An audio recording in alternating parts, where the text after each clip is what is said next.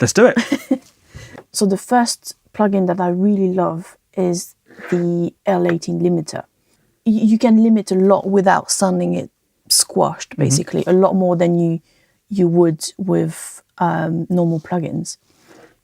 But I use it mainly, I use it in there with a bit of limiting, because I had like about 3 dB of gain. So you can see it's limiting a little in the chorus. You can see that. Yeah, I loved and lost before, but I never learned my lesson.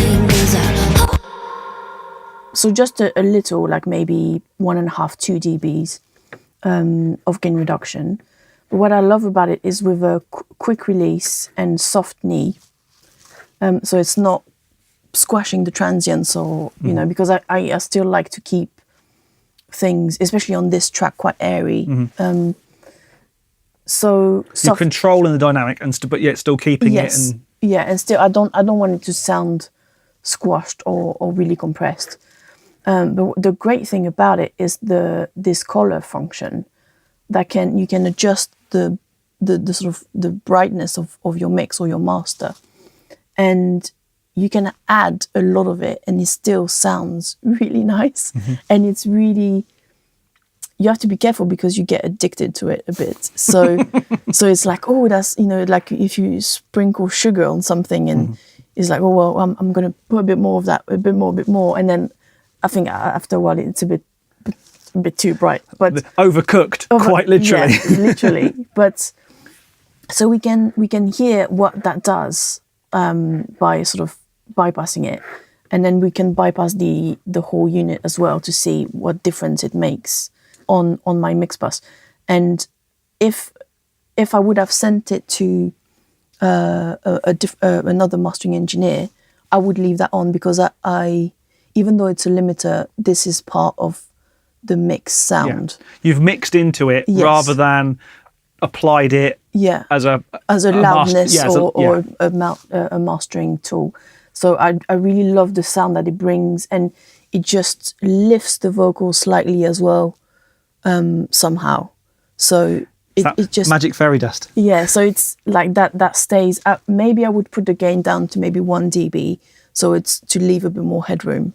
But I definitely would leave the color on, and leave that printed, definitely, if I send it to get it mastered. Let's hear it. So I'll play a chorus. I think it's a bit more significant on that.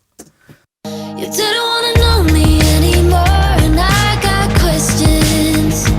Yeah, I loved and lost before, but I never learned my lesson. 'Cause I hold on to the past like it's a fucking prized possession. Miss you the most, but you're just the latest ghost in my collection. You're just the latest ghost.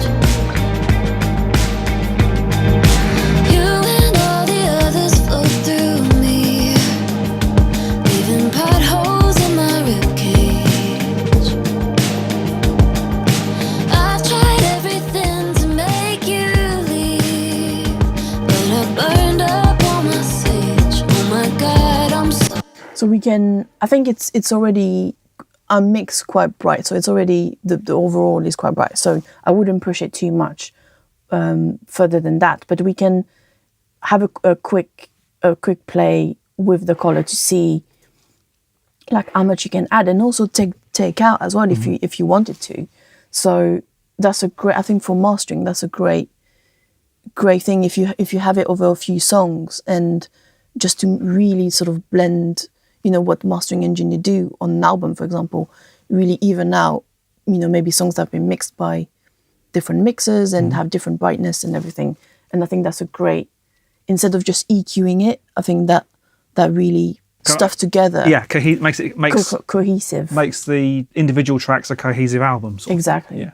So I'll just put a bit more of it and a bit less as well, so we can hear what that does. lost before, but I never learned my lesson. 'Cause I hold on to the past like it's a fucking prized possession. Miss you the most, but you're just the latest ghost in my collection.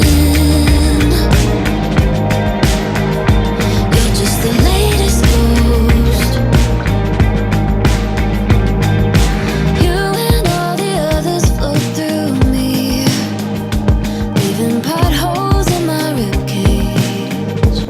handy if they wanted to go a bit more indie and a bit less pop. I think it's mixed quite in the pop way, so it's quite bright. But if they wanted to be more indie, then I would do that. I would just put the color down a little bit, and so I really love this, and I use it now all the time on all my master bus.